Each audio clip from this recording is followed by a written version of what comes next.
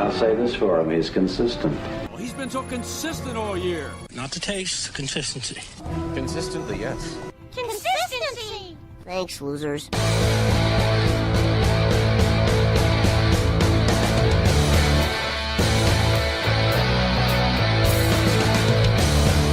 Hey, what's happening out there, big guys? Good to hear from everyone. Good to know everybody's out there doing well. Welcome to week 6 already.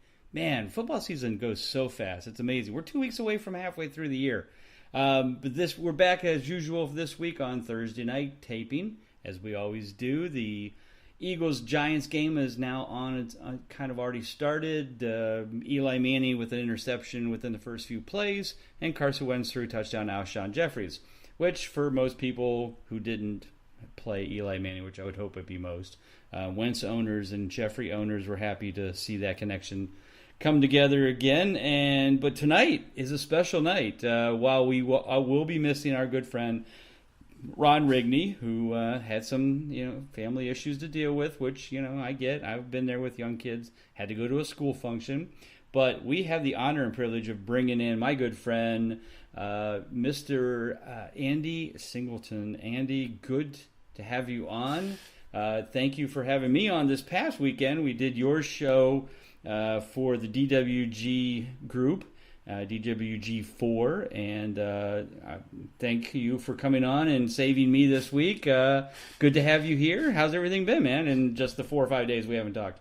Yeah, everything's good. I appreciate you having me. I got some big shoes to fill for filling in for Ron tonight. I remember parent-teacher conferences. That's what I'm assuming he's at, something to that effect. And don't have those going on in my life anymore. So that's kind of a nice thing. But yeah, happy to be here. We certainly did talk last week on the DWG4 experience, which I'm doing. I had you, Jake Seeley, and Casey Kasem on last week's episode. So this week it's shaping up to be John Paulson, Izzy Afkaskis, and John DeBarry of DFF. So nice. Another good week. Another great week, yeah. You're just pulling all the big shots in. I tell you, it's so much talent. I was talking, not to get too much Go ahead. tangent, but I was talking with Paulson today, telling him his colleague at 4for4, Josh Moore, was in the first 3 years, and he told me, hey, I have to bow out this year. And I said, hey, I understand. You do what you got to do. It's like Ron Rigney going to a school function. Yeah. And I said, just get me Paulson. And he said, I can't vouch for John. I can't speak for John, but I can probably get you Josh Harmsmeyer. I said, I'll take it, Mr. Air Yard, sure. And then John gets back to me like the same week. So it actually turned out to be a 2-for-1 trade, which I think I was a clear winner. So Josh, I love you, but I got two good ones in your place. Yeah, no, it's been great. DWG, I had another hard luck loss. I'm still the highest scoring team in my division, but I'm 2-2, so I just gotta get those wins back up. I know the points will be there. I've got a good solid team. I had a few clutch injuries that kind of hurt me, but team's still been performing pretty well with my wide receivers, tight end, and quarterbacks. David Johnson is my only really decent running back I have because I had Jared McKinnon and he got hurt. But anyway, so let's talk about consistency. We obviously talked a little bit about on Saturday about my book and that, but this time we're going to get into the numbers. This is something I know you're into, I know you enjoy, and I know you like looking at this kind of stuff, and we're just going to go through each position. We're going to look at the year-to-date numbers so far, consistency-wise. Scoring is 4 point per passing touchdown in the quarterbacks, PPR on the other three positions. So we look at number one, Patrick Mahomes still there. He was perfect until this past week. Had a decent week, but not a clutch week. He only had he was under the 21 and a half point clutch factor, which is we talked a little bit about this before, but the clutch factor is where a traditional right now the scoring is so high that to get into the QB1 area on a weekly basis, you have to be at around 21 and a half points a game. That's almost 3 points higher than last year's average at this point. So it's, no surprise because we've seen the scoring is up.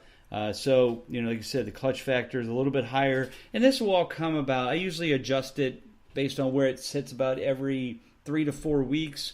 I did it after week 4, and it was 21.5. Like I said, way up from last year. Patrick Mahomes did not make it this past week. So there are no perfectly consistent quarterbacks, but there's certainly some very good ones, and Patrick Mahomes is one of them.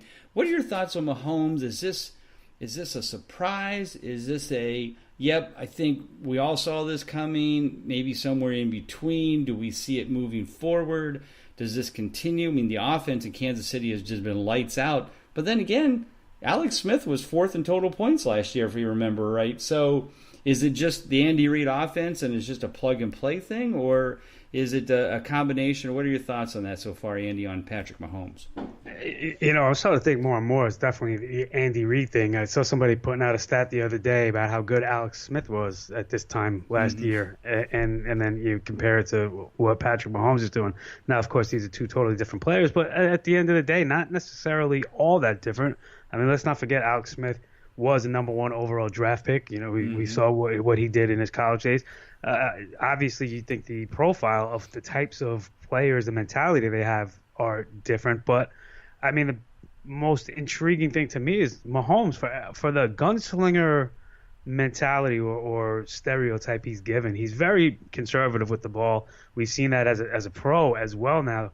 Of course, his first pick did happen to come this past weekend. But, I mean, he's really being careful with the ball, which is a really valuable thing for a quarterback, and that's what's going to keep him on the field. So the touchdowns, I think, were spiked a little. I mean, it certainly, is warranted with the talent around him, but I do think those will come down a little. I don't think he's going to break any records this year, other than the one he's already broken for the first couple weeks. But as far as season goes, I think there will be some regression. But I mean, if he stays on a pace of putting up 2 touchdowns a week, you're still going to have a phenomenal, debut season as a starter. So exactly. Well, let's be honest. His one bad game, quote, and it wasn't horribly bad. It was just not under the factor. Was against the Jacksonville Jaguars. I mean, most quarterbacks struggle against that defense. So if that's the only one we see, then we're in for a good season from Patrick Mahomes. Sitting at 80% consistent for the year, Deshaun Watson. Not a total surprise. I was a big Deshaun Watson fan, still am. I think he's taken a few too many hits. I think he needs to kind of run a little bit less and take a few less chances when he's running the football, so he doesn't get injured in a different way this year. But he's certainly putting up the numbers, and the legs helps. But I think the biggest surprise at 80% consistent so far this year is Phillip Rivers. Now, he's 9th in total points, which is a little bit lower than the other two, but he's there every week. He's scoring over 21.5 points a week. Nothing to be ashamed of. Rivers has always been that guy. If you look at the consistency guide, you'll see that Phillip Rivers is one of the most consistent quarterbacks in the league. But the problem is he's always consistently at 50%. Every year he's at 50%. That doesn't help you in a PP or in a format in fantasy football. You're playing head to head. You need your quarterback to be 60, 70, 80% consistent. Right now he's 80% consistent. Is there a difference in that team this year? They seem to have pretty much the same team. Mike Williams is now healthy and certainly has been contributing. They really don't have a tight end. They brought Antonio Gates back just so they have a jersey that has number 85 on it. What is different? What is making maybe Phillip Rivers a little bit more consistent this year in your mind than maybe he's been in the past? I've always loved Phillip Rivers as a quarterback. I mean, he's calmed down with the interceptions here and there. He'll still have a couple flare-ups. You're right. Good point. He'll still have a couple flare-ups here and there. But, I mean, last year he was down to 10. He's had years of, basically in that range, 11, 13. In the past, he's always going to get you the touchdowns. He's always going to be at 30 or above 30 or right at it. This year, I mean, just look at already right off the bat, just 3, 3, 2, 3, 2. It's just he's keeping pace with Mahomes. That's why he's up here in your rankings. Right. The thing with Rivers, what's changed? I actually think a lot has changed. Well, nothing has changed at all. The difference is you got good receiving running backs in Gordon and Eckler, so you can score from that position. And then you have big wide receivers with Mike Williams actually showing like he was a first-round talent. And, Keenan Allen's one of the best receivers in the league when he's on the field and healthy. And then you had Tyrell Williams. You got big receivers that are, red zone threats at every point that this guy's in the red zone. So you have dynamic weapons surrounding him. And we talk about Mahomes, but the AFC West with these two teams in it is stacked with talent just from these two teams alone. So I'm not surprised that Rivers is up here. To be perfectly honest with you, it's when you break down what he has to work with, it's kind of clear to see. Right. Yeah. It's funny you bring up Eckler. Somebody's like, I'm surprised that Eckler is doing so well, and I'm like, basically Austin Eckler is Danny Woodhead. I mean, let's be honest. He's exactly what Woodhead was when he was there, and Woodhead was very successful and very productive as a PPR fantasy running back. So Eckler to me is not as big a surprise, even though I didn't have him as high up as I think I should have when I was, because I just thought, well, maybe he won't get as many touches this year, but seems like he's right there in the mix. And when we get to running backs, we'll see how consistent he's been. I mean, I think. Go ahead. I just want to touch on the Eckler thing with Woodhead. I like what you're saying with that as far as the production, especially from a PPR standpoint. But I think Eckler matches Woodhead's toughness, and he's faster. Yeah, right, exactly. So exactly a better version of Woodhead. Yeah, kind of a Woodhead 2.0. So as we look at some of the other quarterbacks, we'll move down the list. I think more as we obviously move down the list, that means they're not as consistent. And, I think everybody will all come into their own. Like I said, the factor's a little bit high. It'll probably, all this will start evening out, and we'll see some guys probably make some adjustments, and they'll be a little bit more consistent than what they are now. But a couple of the guys that are surprising me for having down years is guys like Russell Wilson, only 2 for 5. He's 19th in total points. He has not been injured. Surprisingly, we know the offensive line is bad. We know that with Baldwin being down, that certainly has hurt him as well. But then last week he puts up 31 points, so the Seahawks put 31 points up against the Rams. Is he finally getting his act together? Is the offensive line just that much of a devastating scenario, and with really not much of a running game? Is it just too much for Russell Wilson to be able to hold this team up on his shoulders anymore? What are your thoughts on Russell, and what do you think after last week's game? Do you think that things are improving, or do you think it was just kind of a fluke that they just had to put that many points because the Rams scored that many points? When you think about Russell Wilson, you think of the big arm, but the big arm comes from the scrambling. He had, I'm just looking at last year's numbers, he had 10 games out of 16 that he was at 30 yards or above rushing. And this year, so far through 5 games, his highest total is 21. I think 17 and 21 are his 2 highest rushing totals. Yeah. He's just not running the ball right now. And is it gone? Has it changed? The philosophy of the team has gotten back to being more.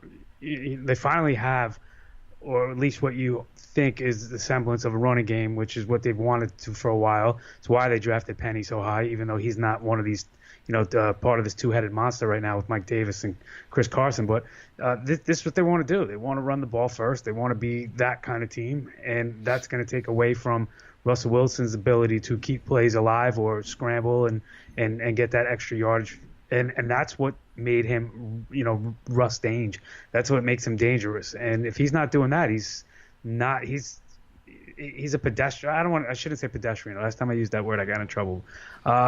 He's a middling quarterback. He's, what made him unique and special was the ability to run and use his legs. And if he's not doing that, he's, run of the mill. He's not anything special to me in that regard. Gotcha. All right, last thing, just want to go over. Let's talk about basically the rookie quarterbacks. We've got Baker Mayfield, Sam Darnold, Josh Rosen, and Josh Allen. Those 4 guys have all come in, and within the first 3 weeks, basically, they're all starting. Mayfield, right now, from a consistency standpoint, 2 for 3. Certainly looks like he's the best of the 4. What are your thoughts on the 4? Do you see Mayfield being the clear-cut winner when it comes to rookie quarterbacks this year with consistency and fantasy-wise? Do you think one of the other ones will step up and start to kind of build on the team around them and start improving? or is this a one-man race and Mayfield is just light years ahead of everybody else? I actually think it's a one-man race, and my bias as a Jet fan might come into play here, but I still think it's Sam Darnold for fantasy purposes. I like what Mayfield has been able to do, but he hasn't been lights out ahead of Darnold as far as his turnover ratio to touchdown ratio, everything like that. They can both put it up. He just happens to have a better veteran security blanket in Jarvis Landry as a go-to. For me, that's the difference, and I don't think it's that big of a difference because Darnold has some sneaky fantasy valued receivers as well for him. So, right. Robbie Anderson had a great week last week. Is that something you think maybe they'll start to build on as a duo? I hope so. I think last week you can kind of just throw away as a weird game for the Jets. I mean, when you look at with Crowell, right? I don't know that that's a repeatable thing, but I think that could be Darnold's future. Certainly, I had Darnold as my 1 coming out. I had Rosen as my 2, 1A and 1B actually, and then Baker as my 3rd quarterback. That kind of changed after the draft process completed. I moved Baker up, but Darnold was still my number 1 guy, and I think that's how it's going to play out for these guys in fantasy as well. I've been maintaining that good quarterbacks, or great quarterbacks, I should say, make household names for wide receivers. Whereas to say, you develop wide receivers in real life and fantasy based on good quarterback play. And I think Darnold is that type of guy. I think Mayfield is that kind of guy as well. But I mean, this is Darnold's where you can, you get the, not to say that they couldn't be good in their own right, but this is where you get Terrell Pryor, God dare I say it, maybe having some fantasy value at some point this season. Robbie Anderson getting back onto the radar. Quincy Enunwa still being there. So I like Darnold of the rookies the most. Okay, cool. No, I'm good with that. I mean, as a Browns fan, I'm hoping for Mayfield. We've won 2 more games than we did all last. We've doubled our win output over the last 2 seasons. So us Brown fans are happy here. But it's always I'm interested. I'm sure there'll be some growing pains, but I kind of with you. I kind of like what I see so far in him, and I hope they all do well. But I certainly rooting for my hometown boys. So let's move into the running backs. We've got we got 6 running backs that are still perfectly consistent. Right now, the clutch factor is a little over 11 points a game in a PPR scoring.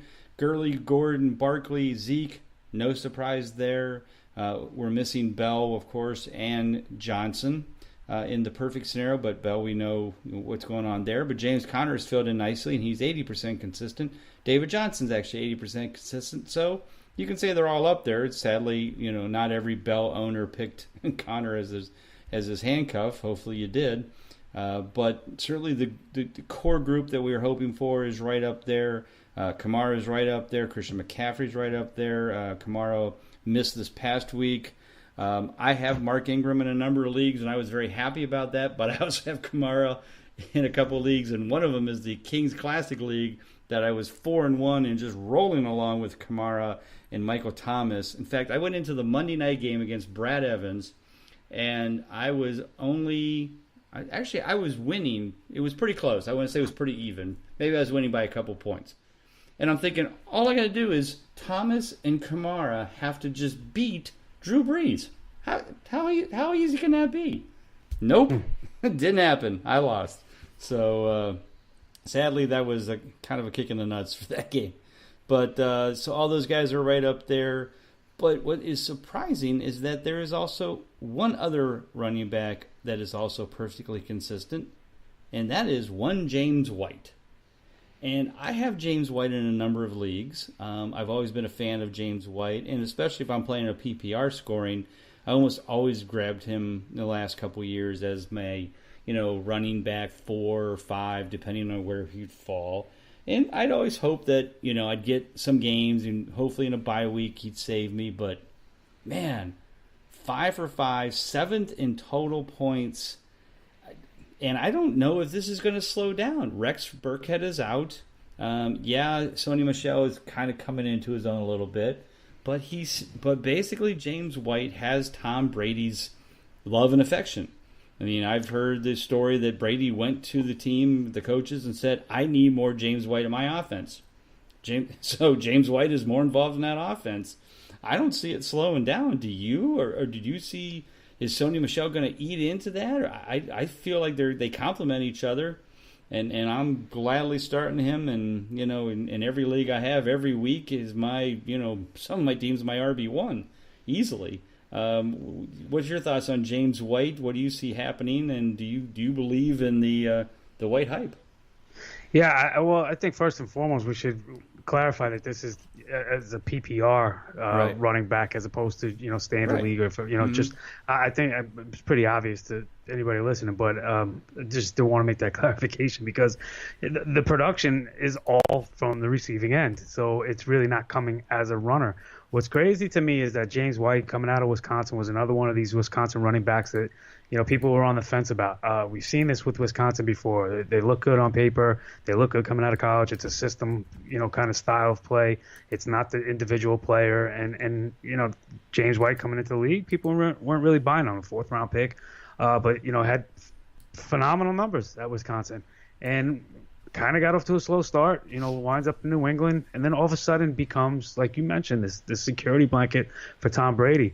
I know Edelman's back this week, and everybody just all you hear is how much Tom Brady loves Julian Edelman and how he's his go-to guy and the trust factor is there. He has the same exact thing with James White, and James White hasn't been that extra personality that's. He's kind of gone under the radar a little despite having all this success. So I don't think this is going anywhere.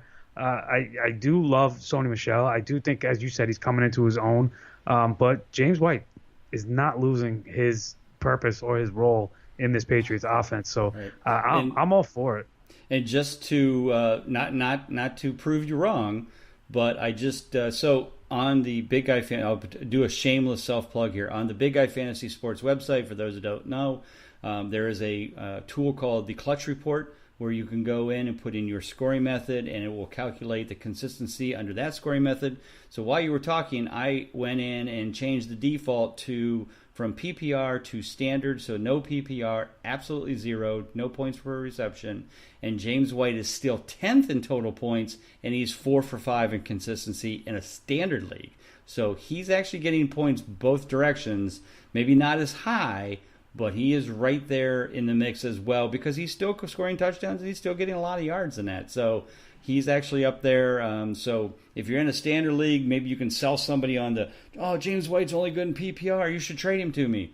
And maybe they'll fall for that. But just wanted to give you an update on that. As we go down the list, 8 other 80 percentile. I already mentioned James Conner, David Johnson. Again, some traditional names in there. Kareem Hunt. Carlos Hyde in there. Actually, his first miss was this past week. He was actually perfect before the Ravens game. I kind of felt like that was going to be a down game for him. That's always a slugfest in the AFC North between those two teams. No surprise there that he lost his first one. But in this 80 percentile range is our boy Austin Eckler. 15th in total points. Again, PPR scoring 4 out of 5. Just for fun, I'll tell you that in a standard league, he's 13th in total points and also 4 for 5 in consistency. So not just your traditional PPR guy. He's actually earning that as well. Also at 80%, T.J. Yeldon basically filling in for Leonard Fournette, which has been a real buzzkill. I don't know how many leagues you have Fournette in. I have him in a few, and he's killing me. Because I didn't take T.J. Yeldon in most leagues. I just felt like, Fournette will play. Marshawn Lynch, 4 for 5. I think that might be a bigger surprise than many. Buck Allen at 4 for 5. I think this may be an even bigger surprise because really nobody was talking about Buck Allen. Alex Collins is the guy. When you watch the games, I watched some of the beginning of that Browns-Ravens game. Alex Collins was running like a man possessed. First play from scrimmage, I think he ran for like 15 or 20 yards. And then he never saw the ball the rest of the time. He only ended up with 59 yards rushing. I don't understand the Ravens offense and why Collins just doesn't seem to get the ball enough to make him fantasy viable. He's not bad. I think he's at 60% consistent, so he's 3 of 5. He's 25th in total points, so he's not real far off the RB2. But I just don't understand the whole Buck Allen love in Baltimore. Is this more of the? This seems to be the thing to do with teams now. We have the dual backs, and just kind of use them, intermittently throughout the game, and with whatever the game flow makes. What are your thoughts on that whole Ravens backfield between Buck Allen and Alex Collins? Who do you like better, and do you think that they're screwing up by not giving Collins the ball more? It's kind of it's a deeper question than that for me. I've loved Alex Collins for a while. I thought he was the better back at Arkansas. He was there with Jonathan Williams, who a lot of people were putting some sleeper buzz on. Well, when they both entered the league, he wound up in a bad situation in Seattle, at least at the time. Maybe if he was in Seattle now, he'd be doing the same kind of thing and have a starting role. But when he was there, they had Rawls emerging. They had a stable of guys at the time, so he was kind of the odd man out. Bounces his way over to Baltimore and then gets this opportunity and kind of emerged last year. I was happy to see it. And I was big on him in the offseason. Yeah. But if you look at the usage is basically where he was at last year. I mean, he didn't get any more than 20 carries in any game. That happened twice. He got 18 three times, 16 once, 15 a couple. So he's been that under 20 guy. I think for the Ravens this year, you look at their games, he has 18 carries in that Week 3 Denver matchup. They've kind of been playing from behind. I mean, the pitch shootout where he got 11 carries, and then last week against Cleveland he just got 12. But I mean, he's still averaging just shy of 4.4 yards per carry. I mean, he's not been bad. Right. No, exactly. So I think if anybody's sour on Collins, I mean, he's a kind of guy I would say go get him. Like you would make an argument. Tell people exactly. James White's only good in a PPR league. Tell people Alex Collins isn't even good in fantasy anymore. Yeah. So, I've heard people on. I listen to Fantasy Sports Radio, Sirius Radio every morning on the way to work, every way home, and I've heard people calling in talking about they were going to drop Collins and pick up somebody else. I'm like, it's not that bad. I get emails sometimes have asked me, should I drop him and pick up Phillip Lindsay, or should I pick up Giovanni Bernard? I'm like, he's got more points than him, right? So, right. As we talked Saturday when I talked about the lack of patience with fantasy owners, it's like, he's really not that bad. But this is what the whole consistency thing is about, is identifying those guys who aren't scoring, they're not in the top 10 every week.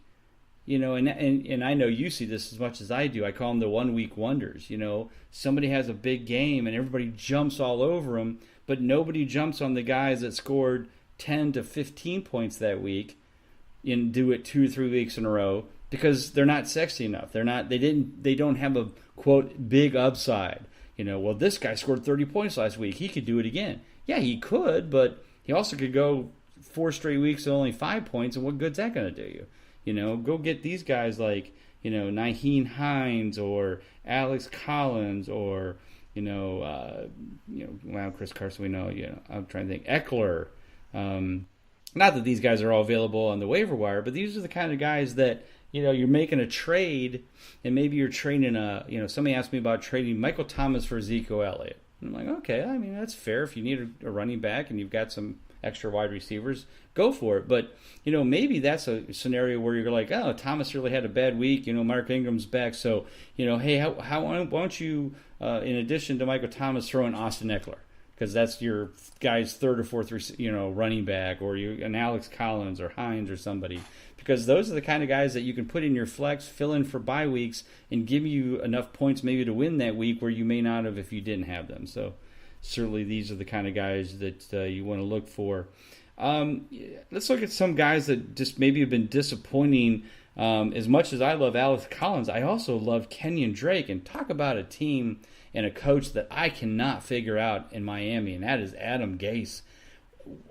Why in the world he is giving Frank Gore double the carries last week, gave Gore 12, gave Drake 6. The only thing that saved Drake last week was, at least this time, the Dolphins were playing from behind, and he caught 6 balls, so he earned a clutch game because of the PPR format. But what is going on in Miami? I thought Adam Gase was supposed to be this offensive genius. This guy reminds me of like Chip Kelly. Like he just does these wild things hoping it'll work out. It's not working out, and it's not helping fantasy owners, that's for sure. No, and I tweeted out earlier today that I remember when Adam Gase was supposed to be the first coming of Sean McVay. Yeah. So you talk about the offensive genius and the quarterback whisperer, and where's it gone? I don't know. Yeah. But I'll tell you the reason Frank Gore is getting more carries than Kenyan Drake, because he's a better running back than Kenyan Drake. I don't like to ever sound like I'm sour on players. I just, to me, it feels like it gets personal. And if you know when I'm talking bad about a player, that it's strictly just as a player and ability, then I feel more comfortable. So, I just want to say that to your audience. But I never really cared for Kenyan Drake as a running back, since his time coming out of Alabama. I know it's a factory for running backs. But he's was injured a lot, and just despite the size, I mean, he is a legit 6'1", 210, but he's a skinny 6'1", 210. He looked more like a change of pace guy to me than ever a lead back, and he was good in return as a return specialist at Alabama. I think he's more of a gadget kind of guy than a lead back. So I was surprised when they took him in the third round. Then I was surprised when they were giving him the reins as, the featured back, because I just never saw him as that type of guy, which has kind of made my opinion of him, it backs up what my feeling was. Right. So I feel kind of validated and vindicated for that. But it just, I don't want to say there's no use for him, because obviously you see what he's done as a receiver, but I think people got enamored thinking, people that didn't really know his game got enamored thinking, oh, this is going to be the next greatest thing, and I'm going to get him on the cheap, and he's going to be my running back one, and it's not happening. And just wondering your thoughts, though. Last year, again, good discussion, and I'm going to play the other side and just say, well, why I like Drake was last year when he had that starting role, when Damian Williams wasn't in the picture, he was 7 of 9 in consistency last year over those last 9 games. That's where I felt like coming into the season he was in the right spot, and I felt like Frank Gore was just basically a friend of Adam Gase from the San Francisco 49er days, and he was just going to be a good backup mentor. I know you follow the college world, and you saw him play in college, and obviously you've seen a lot more of him live than, or at least in person than I have. But what was he doing good the end of last year that maybe isn't happening this year, and maybe isn't impressing Adam Gase enough to give him that opportunity? Yeah, and again, I can't take away what he did. The final down the stretch, especially I think it was with the last 5 games, where he did look like he could be a featured back. I can't take that away from him. He did do that. But I also think Miami has a better offensive line than people maybe realize, and I think he benefited from that to a large extent.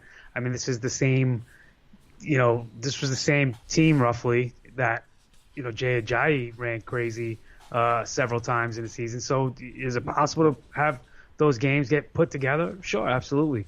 Over a long period of time, no. I mean, to me, that was a sell high moment. If you had gotten Drake at something, if you were in a keeper or a dynasty league or anything like that.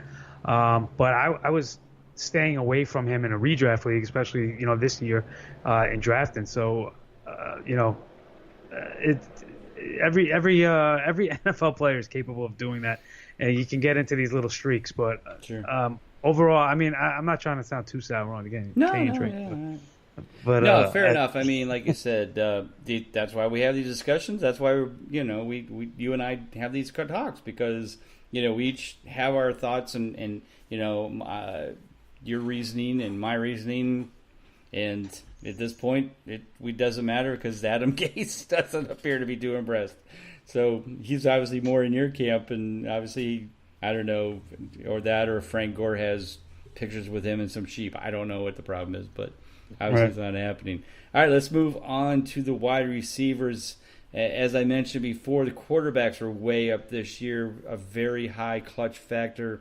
Wide receivers obviously are also benefiting from that, and their clutch factor is also a little over about 11 to 11.5 points per game. But that's not stopping wide receivers this year. We have 10 of them that are still perfect after week 5. In that sense, there's actually 2 more that are 2 for 2 and 1 for 1. Julian Edelman obviously is 1 for 1 in his first game back. Kiki QT is 2 for 2 in his games back since he's returned. But, some of the big names are there at 5 for 5, perfectly consistent. DeAndre Hopkins, who was perfectly consistent last year. So that's 20 straight games for him, earning a clutch game. That's why he was number 1 ranked on my list ahead of Antonio Brown. Not that Antonio Brown's having a bad year by any stretch, but because he's also perfect. But that was, that reason why. After that, Mike Evans is 4 for 4. And that's another big name. But amazingly enough, there's a lot of big names that are not perfectly consistent, and there's a lot of lesser-known names of guys that may have been probably Devontae Adams, I should say, probably was drafted as a wide receiver 1, so we'll include him. But other than that, Adam Thielen, definitely a high wide receiver 2. Definitely worthy of a wide receiver 1. Always been very consistent. He is now number 1 in total points as well.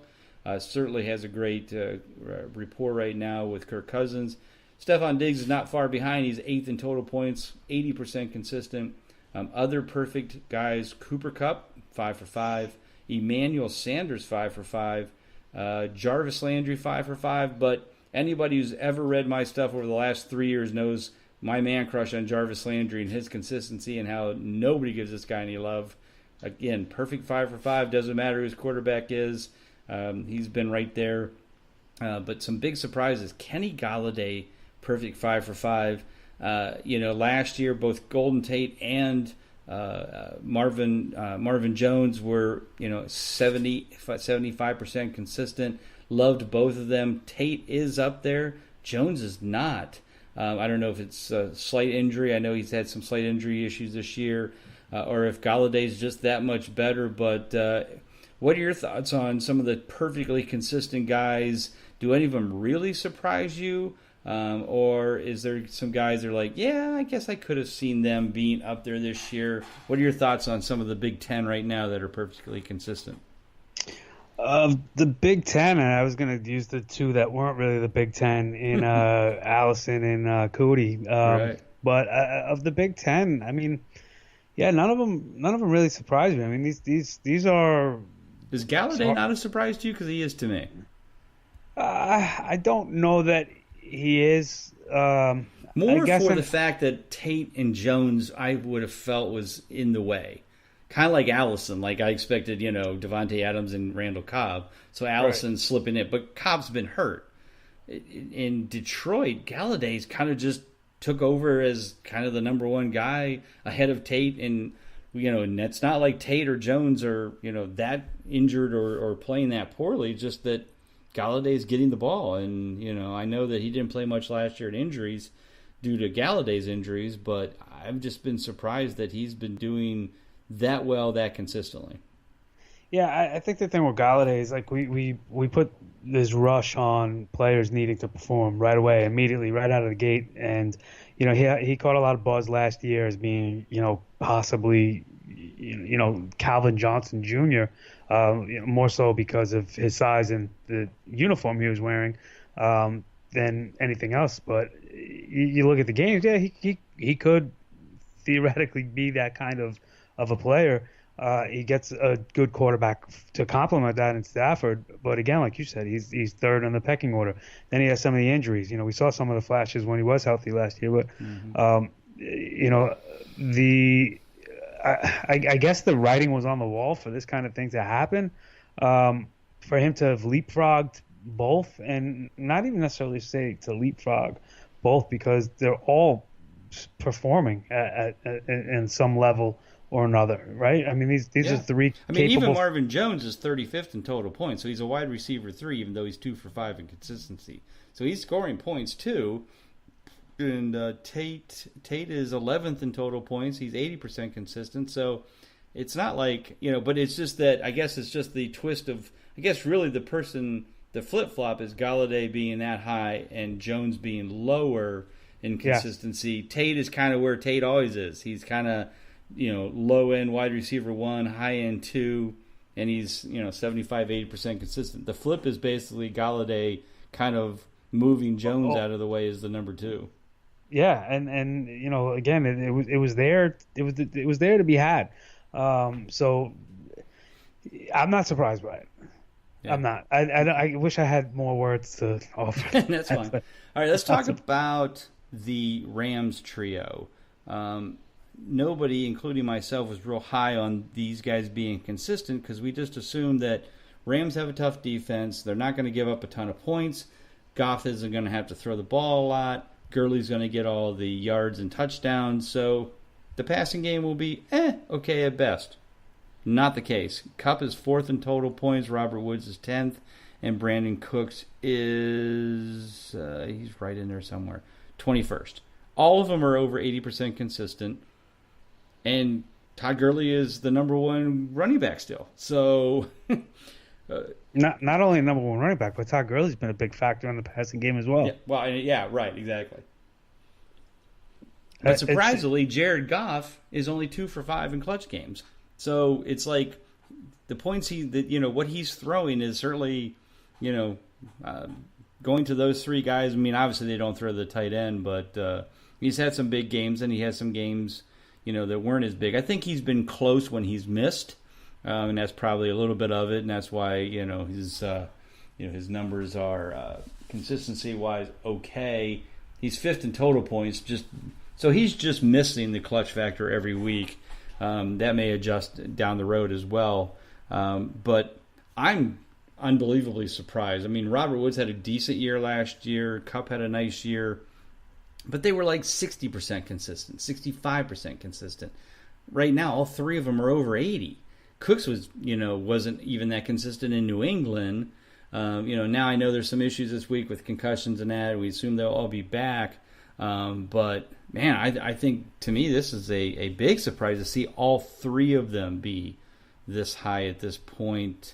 Do you see this continue, or do you think that the Rams defense will kind of get it back in check and start shutting teams down like they did against Arizona and be shutting them out and not have to throw the ball that much? No, I don't think there's anything that's going to slow down with this offense. I think it's a combination of a lot of things. I mean, the talent, not only from the players on the field, but from the coach as well, as we talked about Sean McVay before. And I think there's some swagger, some moxie, some attitude from this team as well. That college kind of attitude, if you will.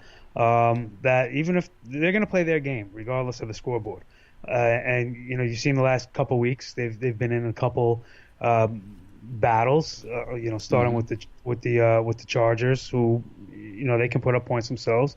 Then the Vikings, which was maybe the best Thursday night football game of all time, and any NFC West divisional matchup is going to be a nail biter, whether it's 2-0 or 33-31, as we saw in Week 5. But I don't think they're going to take their foot off the gas. I don't think they're going to change their philosophy. I think they have depth to move guys in and out. Even when you see Kupp and Cooks both banged up, looking like both will be okay for Week 6. Right. But even if they're not, I mean, you got Gerald Everett, who guys were super excited about when he got drafted, coming into the mix and capable. So there is plenty of talent. Josh Reynolds as well. Josh Reynolds to be 4th wide receiver. This is a kid that should be getting a lot more on-field looks than where he finds himself in Los Angeles now with the Rams. This was a very good deep threat receiver coming out of Texas A&M. So I mean, just they have the parts there to continue and plug this offense along. What I was going to really say was, you talked about Jared Goff not making the consistency list. This speaks kind of to me why you either need to be playing in a 2 QB league or not focusing on QB, in your drafts, for that matter, because it just, the position is so deep that, we remember his, 5 touchdown performance. And you just look at the fact that as good as he's doing and as great as we all know his receivers are doing, he's not one of your better quarterbacks in this model. Well, yeah, and like you said, it's just that again, that consistency factor of having a big game or two, and then the other games are okay, but they're not putting him into a QB1 level on a weekly basis. Again, quarterback ranking is factors high. I'm sure there'll be some adjustments that a couple of those may fit in. It's kind of weird because they could, if they were close enough and it readjust later in the year, he could earn a couple clutch games that maybe he doesn't have now. So being the fact he's fifth in total points tells me that probably he's not that far off some of the other ones. But, that we'll have to see how that all kind of shakes out down the road. All right, last thing on the wide receivers. One of my probably poster childs for basically, beating down all the time, every year, and that's Amari Cooper. I'm always talking down why you should not draft this guy, why he should not be on your fantasy team. He's just too inconsistent. Don't buy into, what you think he can do, buy into what he has done. After 5 weeks, he's 38th in total points. He's 2 for 5. He's a 40% consistency. He's in the same general realm right now as Kenny Stills and Nelson Aguilar. Is this kid ever going to turn it around? Is this a lost cause for fantasy? I guess more for fantasy. We know he's certainly out there, and the Raiders probably have him signed to a pretty decent deal. But is there ever a point where this kid's ever going to get it together and be a consistent, solid, even wide receiver, 2? I don't know if he'll ever get to be a 1, but he's certainly been drafted that in the past. Is he ever going to get even to a wide receiver 2 level, or he's going to be worthy of being in your starting lineup on a weekly basis? I'm still kind of torn on what the actual reasoning is and correct answer is for this, because he was so prolific and dynamic coming out of college.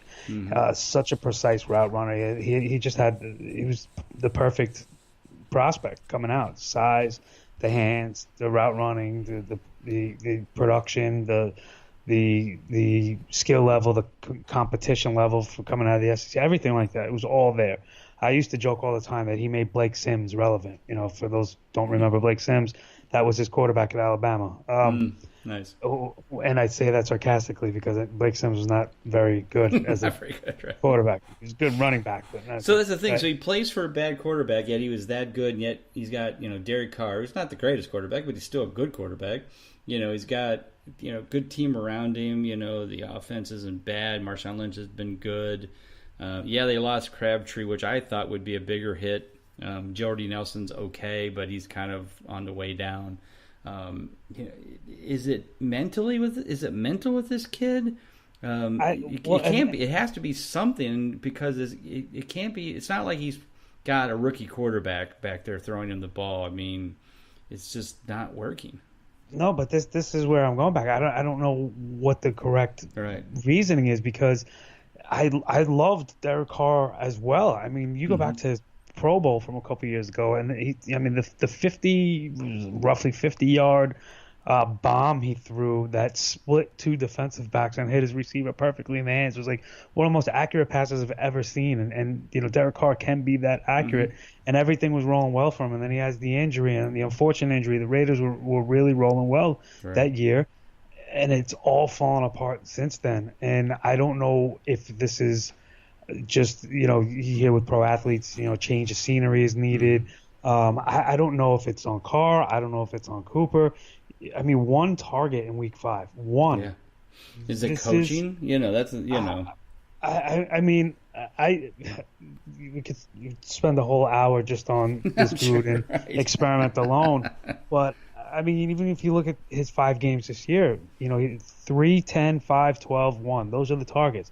So if you're playing, stats and in that regard, then week 6 should be an Amari Cooper kind of week, because he's been double digit in every even week this season so far. But I mean, just throw him the ball. Just throw it in his direction, because whenever he's targeted, he does well. It's just the consistency of the targets, not the player. So again, why is he not getting the targets? Is it the quarterback or is it the receiver? Right. And it's probably a combination of the two. The quarterback not trusting the receiver not trusting the quarterback. So something has to change. And maybe this is one of those instances like we see in sports where a change of scenery might be good for both of these players, because I don't think it's a lack of talent or mentality or anything like that. I think it's as simple as that. It's a lack of trust between the quarterback and the receiver for whatever reason, because things were really good between these two. Right. Now, they've certainly had some great games, and then they've, like you said, then they have these games where like they don't even know each other exist on the field. All right, so we wrap up the wide receivers. We got about 10 minutes left, so let's break down the tight ends. It's been an interesting year at tight end. We've lost Greg Olsen, even though rumor has it he'll be back either this week or next. We lost Delaney Walker, so you lost two basically tight end ones early this year. Evan Engram as well. Evan Engram has been, he's been down for most of the year as well. So you're right. So we've lost three of them. So, it certainly hasn't been a good start for, those guys. The big three that would have been drafted early, which would be Gronk, Ertz, and Kelsey, are all doing pretty well. Gronk a little disappointing. He's 3 for 5, so 60% consistency, 6th in total points. And he's, he's 30 points behind Ertz after week 5. Both of them playing in 5 games each. I know Gronk has been injured in a couple games and didn't play the whole game, but certainly hasn't been the guy. But again, I've never been, in all the books I write, all the guys I write, every time I write about Gronkowski, I'm like, Gronkowski's very good, he's very consistent, but he is not 2, 3, 4, 5 rounds better than some of these other tight ends, that you can get in the 5th, 6th, 7th round, like Kyle Rudolph. Walker was one. Jimmy Graham was another that I was high on, that I have in a lot of leagues. I didn't draft Ertz or Kelsey in a lot of leagues because I didn't want to pick them in week, or in rounds, 3 or 4, sometimes, earlier. But they're number 1 and number 2, so it's hard to argue that wasn't a good call. Probably the biggest surprise for sure is the emergence of Eric Ebron. So let's, you just talked about a change of scenery.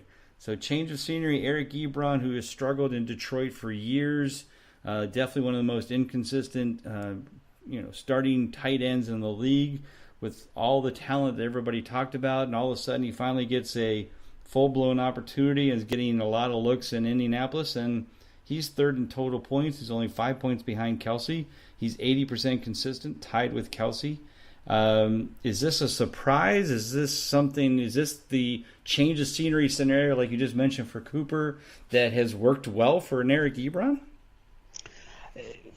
So this is he's like a hindsight player to me, hindsight being 2020, right. Where before the season he goes to Indianapolis, and you had some people waving the flag for that, and but I think the general feeling was just people were just so down, like he's a bust. He's not what we want him to be. He's been in the league for 1, 2, 3, 4 seasons already. I'm tired. He's had his 3 years to develop as a tight end, and it's just not going to happen. He's not going to be what we wanted him to be, which is just this insane, Gronk-like first-round tight end value player in fantasy. Well, then he goes to the team that doesn't have a lot of great receiving options, with the quarterback who could be a top 5 quarterback in this league, who loves tight ends and is the tight end whisperer, if you will.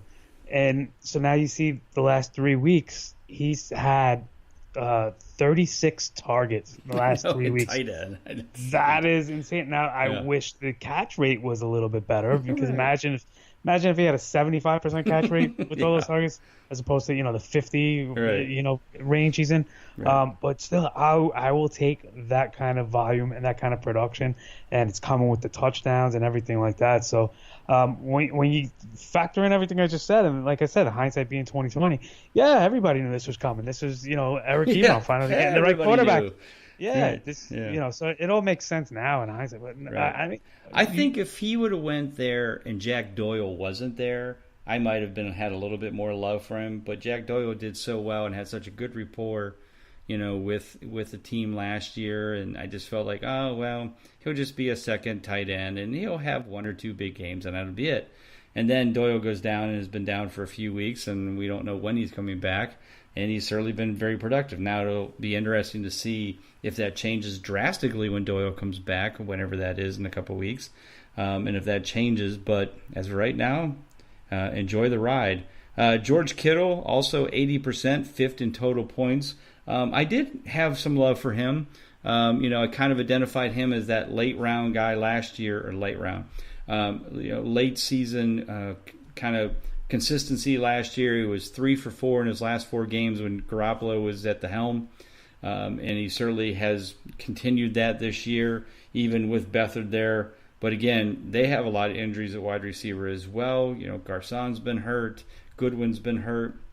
So kind of in the same realm as Ebron and Indy, George Kittle has certainly been there and has been that guy to help save Garoppolo / Beathard, and I think that will continue as well. Kyle Rudolph, 80% consistent, no surprise. Jimmy Graham, 80% consistent, no surprise. Trey Burton and Jordan Reed at 75%. Jordan Reed's that guy that every year I would write. If Jordan Reed can write me a contract and guarantee me he's going to be healthy all 16 games, I'll draft him as my tight end 1 every day of the week, because when he's on the field, he's very consistent. That has shown this year. And so far, knock on, whatever, wood, plastic, whatever you got in front of you, he's been healthy, and he's 75% consistent, and he's 12th in total points, obviously because they've had a bye week, and, so he's not as high as some of the others. Trey Burton has been okay, and certainly is, getting some love from Trubisky, and so that's your group all over 75%, which I think is pretty good for tight ends. Like I said, some of the guys aren't doing as well or been injured, but most of the guys have either missed most of the year. Like I said, the biggest disappointment that has been kind of semi-healthy has been Ingram when he has been on the field. Certainly hasn't been doing much at that point. Probably another big surprise is Jared Cook, who is 4th in total points. He's had 2 weeks where he's been number 1, but then the other 2 weeks, he also didn't earn a clutch game. So I expect that out of him this year. You're going to be a boom or bust with him every week. If you have him, trade him on the next boom week so that you don't have to deal with that inconsistency, because that's going to kill you. So what are your thoughts on guys like Cook? Maybe some even up-and-coming guys. Like I like Cameron Brate going forward, because Winston seems to like Brate a lot more in the offense than he does O.J. Howard. Howard has been hurt. I can see Brate having like a big week this week, but also continuing to get his consistency back that we haven't seen from earlier in the season. Yeah, so Jared Cook, I mean, talk about Gruden and just that experiment. It's just it's an oddity, because this is not a spring chicken. So I'm surprised Jared Cook has shown like Eric Ebron like ceiling in 2018 in a couple games here. You mentioned Trey Burton, who was a huge off-season favorite of everybody. With Charles Nagy going over to Chicago and everything like that, and he's right. Charles Nagy Matt pitched for the Nagy. Indians. There you go. That's my baseball background. Thank you for the correction. It's like a spell check when you're writing. I only knew that because obviously as an Indian fan, I know who Charles Nagy is. Yes. Well, a good thing I'm doing this show with you. Otherwise, I might have slipped by somewhere else. But Burton, this is what he's going to be. And do you expect him to get 2 catches for 86 yards and a touchdown every week? No, I certainly don't. No. So I'll take him when I can get him. But I mean, this is the range he's going to be in. 5 targets a game, 3 receptions a game, 50 yards in that kind of range, which isn't bad, but that's not that next level tight end that everybody was hoping for. So I don't know that that's really changing too much. You mentioned Gronk being significantly higher price than guys like Rudolph for the same value. I'm with you on that. But when you look at how barren this position is, that's why you take one of these big three.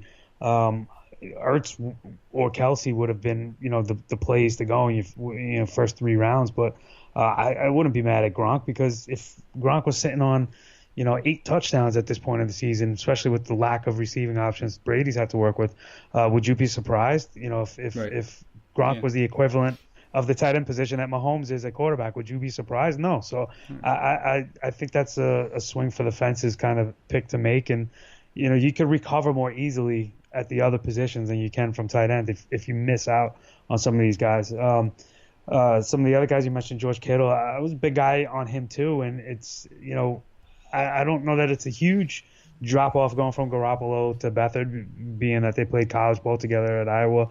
I think it's a downgrade for the offense altogether. But if Breda is going to miss any time and Alfred Morris is not going to be that big of a receiving threat as out of the backfield, then all of a sudden Kittle gets even more value, because you'd assume Beathard's going to be checking down to him and not having that running back to throw to. So I like Kittle to sustain what he's been putting up as well.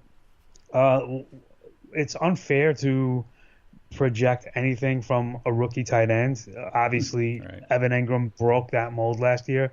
So I think it made people have way too high expectations for, we met talking about Gerald Everett earlier, Jonnu Smith, replacing Delaney Walker, right. Hayden Hurst, Mike Gesicki, all these guys, Mark Andrews even, who I wasn't really a huge fan of coming out of Oklahoma either. But the reason I say all that is because you mentioned Olsen, and he's slated to come back possibly as soon as this week.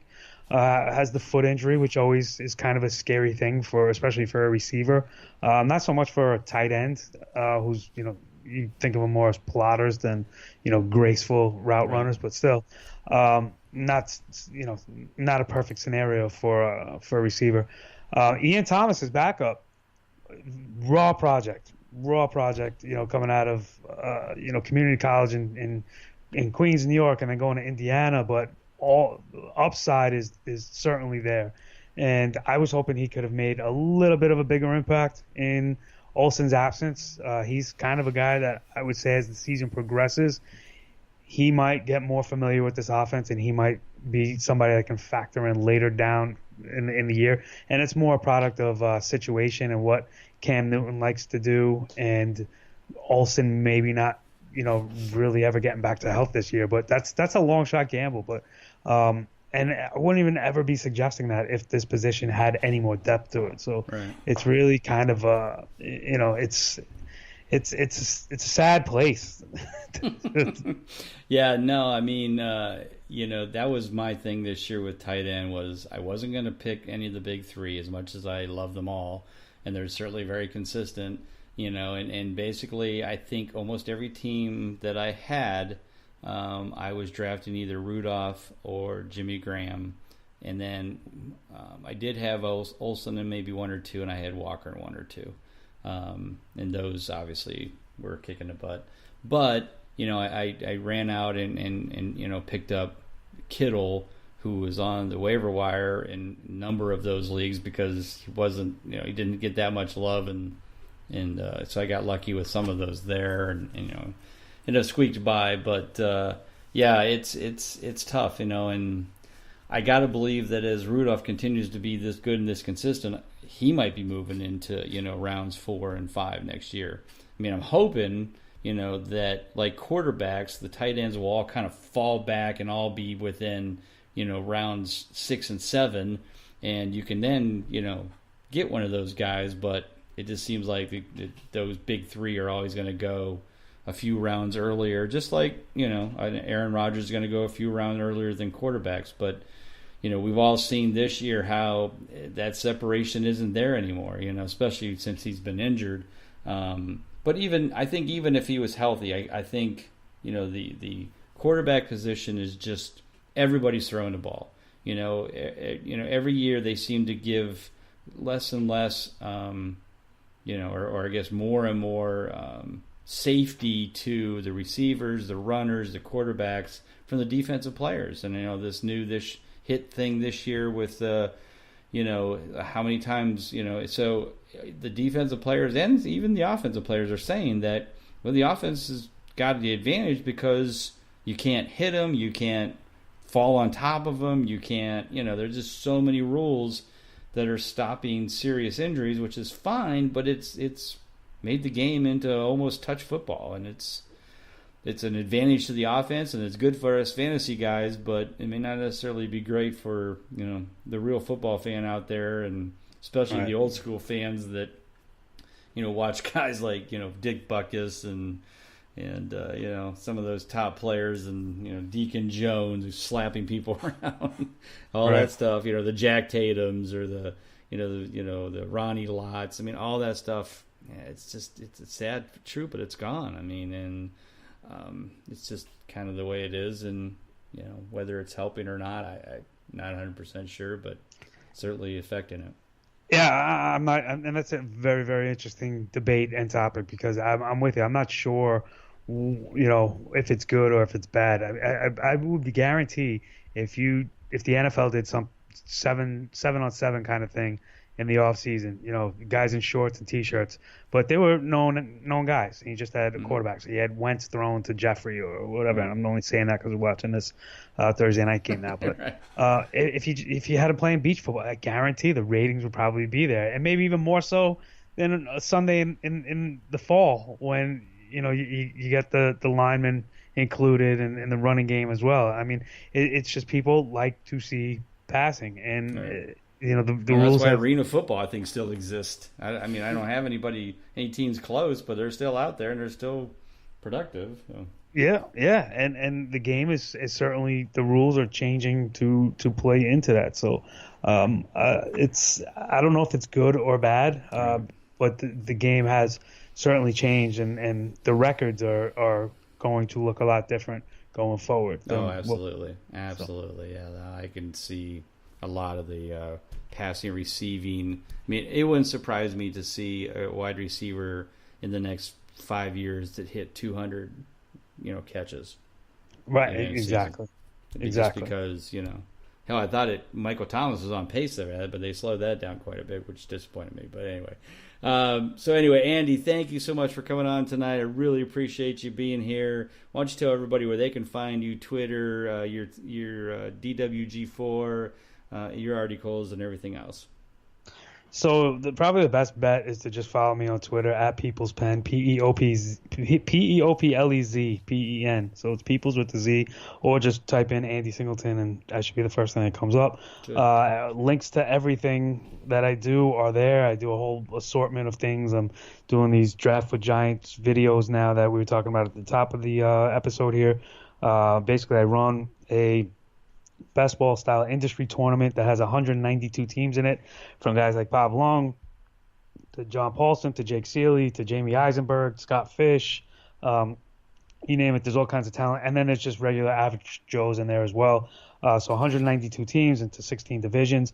And because I have all these names in there, I wanted to do a series that featured some of these guys. So I'm doing 3 guests per week, 3 questions each, roughly 20-minute episodes. Bob was on last week talking about his consistency guide. Jake Seeley was on that same episode talking about what makes him a top ranker and things he does.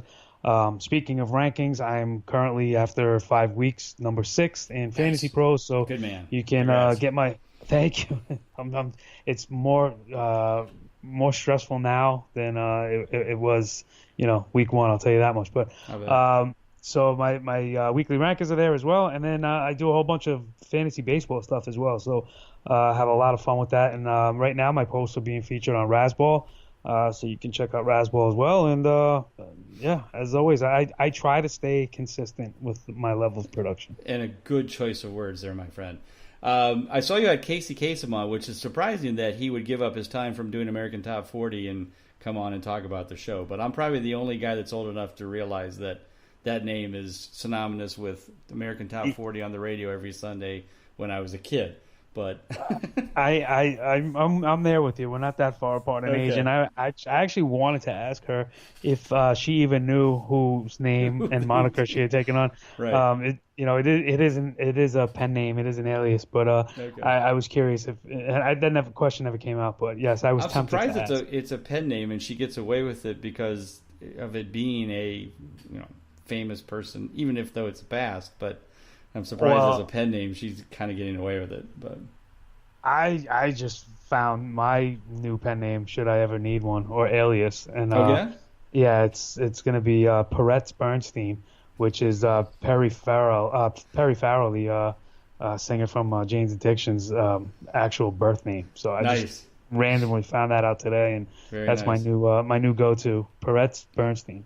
Peretz Bernstein. All right, so if I ever see that coming across my my Twitter screen, I'm going to know that it's you secretly hiding behind it. So, Yes, all right. Well, thank- thanks again, Andy, for being here. I am Bob Lung. You can find me at Bob_Lung, and of course at Big Eye Fantasy Sports with all the consistency information that you need on a weekly basis. Hit me up on Twitter if you want, or you can email me, Bob at Big Eye Fantasy Sports. Once again, thank you, Andy, for being here. Everybody have a great week. Keep watching the Eagles and keep throwing touchdowns. Carson Wentz, you're helping me out a lot. For Andy, I am Bob Blowing. Have a great week. God bless. Take care.